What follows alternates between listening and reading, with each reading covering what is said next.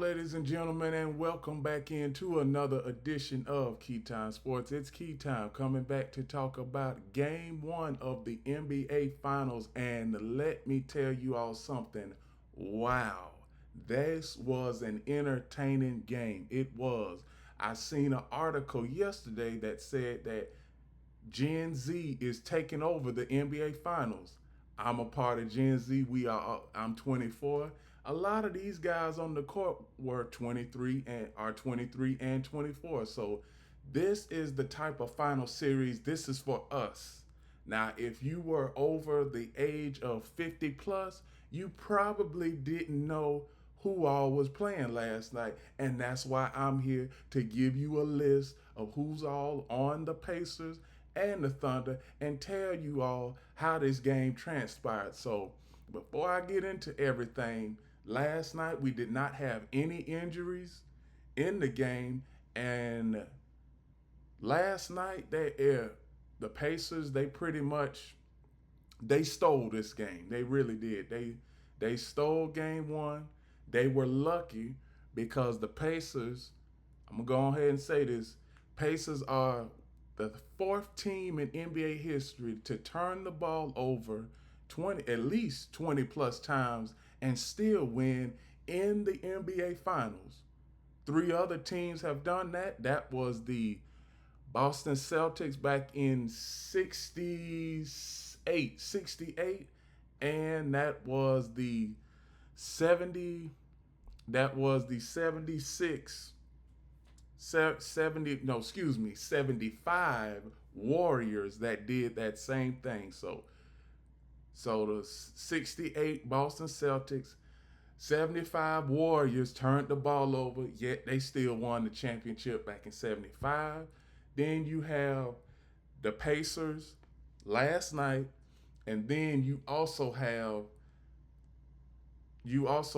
the OKC Thunder previously in their series versus the Miami Heat, but they didn't win game 1. They won game 2 of that series. So, back to what I was saying, the Pacers, everybody on the Pacers, they pretty much had a inefficient night. The X Factors, they had a good game. Obi Toppin, he was one of my X Factors to start out the game yesterday, and he had a very efficient night. He made 5 threes last night. But one guy, and I'm going to call him Mr. Overrated, as they say, Tyrese Halliburton. He did not have a efficient night, but when his team needed a game-winning shot, he made it. Now, the Thunder in this case, before I get into the statistics, the Thunder, they had this game won. They did. They had it won.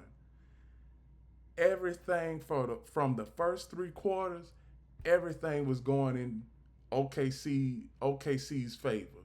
From rebounds to shot selection to shot making and free throws. But then in the fourth quarter, all of that just shifted to the Pacers. Now I'm going to get into the statistics for each player last night for the Pacers and the Thunder. Starting off with Pascal Siakam had 19 points. Aaron Naismith, 10 points. Miles Turner, another X Factor, he had 15 points, made 2 critical threes down the stretch. Andrew Nembhard, 14 points. And Tyrese Halliburton had 14 points plus the game-winning shot. Bench production for the Pacers: Obi Toppin, 17 points. Thomas Bryant, 5 points. TJ McConnell, 9 points. Another X Factor I had. Benedict Mathurin, 5 points. Ben Shepherd, 3 points. For the OKC Thunder, Chet Holmgren. Chet Holmgren last night, he had a bad game. Only 6 points and he played 24 minutes. Not good at all. Jalen Williams, 17 points. Shai Gilgeous-Alexander, 38 points. Luguentz Dort, 15 points. Cason Wallace, 6 points. Bench production for the Thunder: Kenrich Williams, 0 points. Isaiah Hartenstein, 9 points.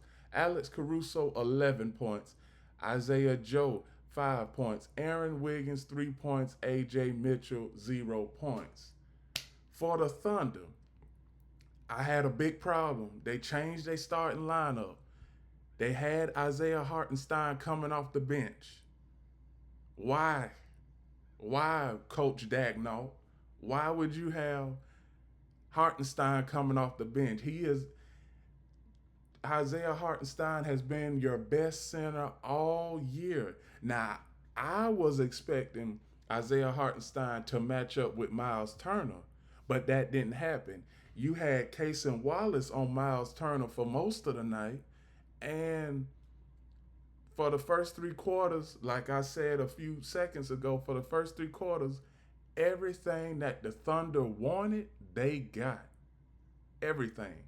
And it wasn't until the point where the middle part of the third quarter where multiple times where Thunder got the lead up to 10, then 12, then 15, back down to 10, 12. And it was kind of like, early double digits when it comes to the Thunder. And you would have the Thunder, make critical errors here and there. But then when you seen the last 5 minutes of the game and pretty much everything started to get tight, and everybody on the Thunder, it seemed like everybody started to get nervous a little bit because Shai Gilgeous, even though he had 38 points, he didn't have an efficient night. He was 14 of 30 from the floor, 3 of 6 from the three-point line. And one thing about it, the Thunder, you are up by double digits multiple times in the game, at least 3 times in the game. You are up by more than 10 points. You are up by 10 points in the second quarter. You were up by 10 points in the third quarter. And there was a time where you were up by 15 points early fourth quarter. Now, most win probabilities are high. The Thunder, when they were up by 15 with 7 minutes left in the fourth last night, their win probability was 95%. The Pacers' win probability, as far as for a comeback being down by 15, was less than 13%. Now, this is the point where we go off of statistics, analytics before the game starts. But there's a difference between statistics. Now, historical statistics, I just gave y'all historical statistics. Historical statistics don't have no meaning in present games. And that was on full display last night. All of the statistics that I just told you about, everything, and I do mean everything, is irrelevant now. And also another stat, teams that go up by 15 points early in the fourth quarter in NBA Finals history was 121-0 before last night. The Pacers won last night. Now it is 121-1. So Thunder, this is game one. I'm not going to take too much from game one because game one is basically a fill-out game. And I've been saying that all throughout this playoff run, and even this is with all sports. Football is different because you only have one game. So the first couple of drives, they are fill-out drives for your opponent. Now the Thunder in this case, I expect the Thunder to win game two, because if they don't win game two, percentage-wise, 88% the Pacers win the series. Teams that go up 2-0 in an NBA Finals go on to win the series 88% of the time. So the Thunder, they got a little bit of adversity. Adversity has been not just knocked at their door last night. So that word adversity, I said something about that yesterday. Now adversity has knocked at the door again for the Thunder. What can the Thunder do? Are they going to Are they going to win game two and pretty much, slap adversity in the face? Or are they gonna go down 2-0, and this would not be good for the Thunder to go down 2-0, and you had both of these games at home, and plus what makes it bad is they were leading by 15 in the fourth quarter with under 8 minutes left. So matchups, I'm going to get to matchups and X factors. Pacers X factors last night, they played very well last night. Every X factor that I named, they had a contribute. They contribute to the win last night. The Pacers, Miles Turner, 15 points. So, and there was two threes that he made that were very critical late in the fourth quarter, and I was surprised that he made those threes. See, one thing about the Pacers, if they get the Pacers playing the Thunder game, the Thunder, they are gonna have this series. Now, if the Pacers control the tempo in this game, it is going to be a high scoring game, just like it was last night. Now, the Thunder last night, I just don't know how they let this game slip through their fingers. Because when you look at these statistics, you can see where pretty much the first three quarters, everything was going in OKC's favor. But let me get to these doggone turnovers. And y'all know the word that I like to use. One team had a severe case of turnover litis last night. The Pacers, they had 18 turnovers in the first half. 18. The Thunder only had 7. But one thing, the reason why the Thunder lost this game, it wasn't because of intensity or momentum. It was because of shot selection late in the game. It was because there was 5 instances where I seen last night where either Shai Gilgeous-Alexander, he had the ball, he tried to make a couple shots, missed them. There were 3 wide open 3-point shots that the Thunder could have made but missed. So those are 3 instances. Well, excuse me, Shai Gilgeous-Alexander, and then the 3 missed threes. Those are 4 instances right there. And then not the last play, but before the last play of the game, I don't know what happened. Shai Gilgeous-Alexander had the ball, and he went up for a shot, and he missed it. And then the Pacers got the ball back. Tyrese Halliburton, he goes for the shot, and the Pacers ended up winning. And the Pacers' first lead of the game was the final score. Can y'all believe that? The Pacers' first lead was the final score. Thunder, one thing they got to do the last 5 minutes of the game where they have to get better at is shot selection and also defense. Because rebounds, you all can see this. Rebounds, Pacers plus 17 in the rebound department, 56 to 39. Offensive rebounds plus 3 for Indiana. Defensive rebounds plus 14 for Indiana. So Indiana, they rebounded the ball great. Assists plus 9 for Indiana. Turnovers, 25 for Indiana and only 7 for the Thunder. I always say that now that stat right there that I just told y'all, some people can't comprehend that. And there's some people that are going to be on their shows today saying, why didn't the Thunder win this game? Reason why the Thunder didn't win this game is because they didn't get to the free throw line like they usually do in the fourth quarter. Shai Gilgeous-Alexander, he didn't have his usual 7 to 8 free throw attempts in the game. See, the Thunder, what they try and do late in the game, they try and slow everything down. But the Pacers, they try and speed everything up. And the Pacers, last 3 minutes of the game, they sped everything up. And that's why they won the game, because Pacers, they weren't supposed to win this game. When you have Halliburton only have 14 points, then you have your then you have Pascal Siakam, he only had 19. Bench production last night, I mean, for the Pacers, it was up and down. You had turnovers galore for the Pacers, and all of a sudden, at the end of the game, at the buzzer, the Pacers win.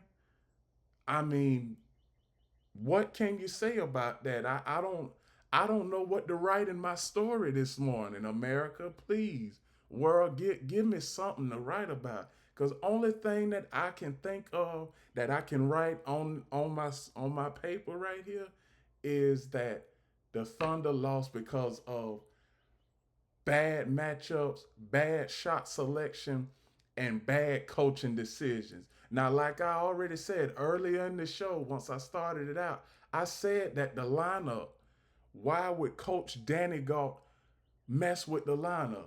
Now, game two, this is where I'm gonna put my coach's cap on. For game two, the Thunder, they need to put Isaiah Hartenstein in the starting lineup, have him on Miles Turner for the whole game. And if Isaiah Hartenstein needs help, then you put in Cason Wallace. Because Cason Wallace, he had little to no value last night after those first 5 minutes of the of the first quarter, because he made a couple threes, and then after that, we didn't hear his name for the rest of the game. We didn't. So Isaiah Hartenstein needs to be in the starting lineup for game two. Pacers, one thing can they build off of this momentum? Because game three is Wednesday, and that will be in Indiana.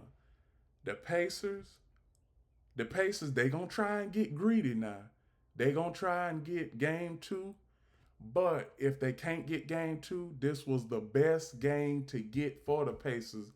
If they are going to win this series, game one was the game for the Pacers, because every playoff series that the Pacers have had, it started out like that, where they have gone on the opponent's home floor and won the first game. The Thunder, young team, average age is 24. First time with them being in this championship atmosphere. Let's see what they can do. Adversity. Adversity. Because being a champion ain't easy. And like I said, this series, I'm happy.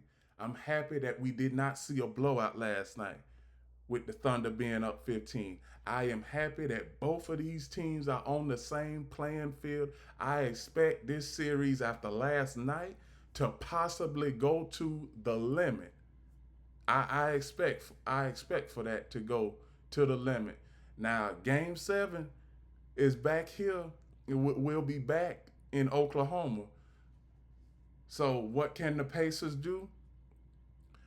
Pacers, I believe what they are going to have to do is they are going to have to go, they played 6 guys off of their bench last night. It was a 6-man rotation from the bench.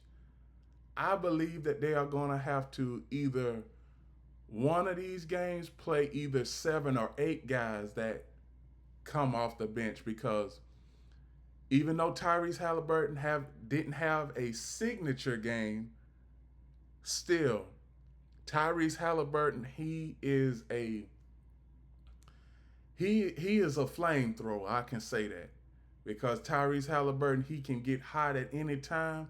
He did not have the game that I was expecting last night, but he willed his team to victory. So as far as the Pacers,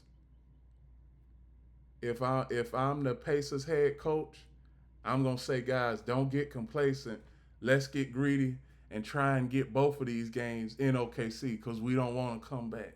We don't want to come back. So the Thunder, like Shai Gilgeous-Alexander said in the press conference, he said that we can't hang our heads low. It's the first to four, not first to one. Game two is critical for OKC. It really is. Because since this era of Shai Gilgeous-Alexander for the Thunder have happened, the Thunder have not been down 2-0 in a playoff series with Shai Gilgeous-Alexander at the helm. Now, there's that old saying where it's first time for everything, but you don't want the first time for this to be in the NBA Finals because the NBA Finals, it holds greater weight than a first round, second round, or even a conference finals matchup. Mark Danigal, if you watching this, please, please, please, if you need me to help you out on your coaching staff, please reach out to me on YouTube, Instagram. You can reach me out to my email, whatever. But just please put the matchup that I predicted before the series started, put that out there. Put Isaiah Hartenstein on Miles Turner out there and let Isaiah Hartenstein be on Miles Turner for 25 to 30 minutes. And if Isaiah Hartenstein needs help, put in Cason Wallace because Cason Wallace is the backup to Isaiah Hartenstein. And with all of that, those are my reactions to Game 1 of the 2025 NBA Finals between the Indiana Pacers and the Oklahoma City Thunder. Game 2 is Sunday. Are the Pacers going to win Game 2 and keep this momentum rolling? Or are the OKC Thunder going to bounce back and even this series up at 1 game apiece? Please like, comment, share, subscribe, click the notification bell to get notified of all of my reaction videos, shows, and other content. We are also doing an expansion on YouTube right now. I just seen where 10 subscribers just subscribed to this channel within the last 6 days. So come one, come all, keep them coming. And one thing, this is gonna be here. This is gonna be here. We got so much that's in store for the football season, for college football, and for the NFL, and possibly, and I do mean possibly, not possibly, but we are going to start this show a little bit earlier in the fall. Nothing is confirmed yet on the date, but when I get confirmation, I will notify you all on when we are going to start early in the fall. One last thing I want to say, remember, the key is always on time.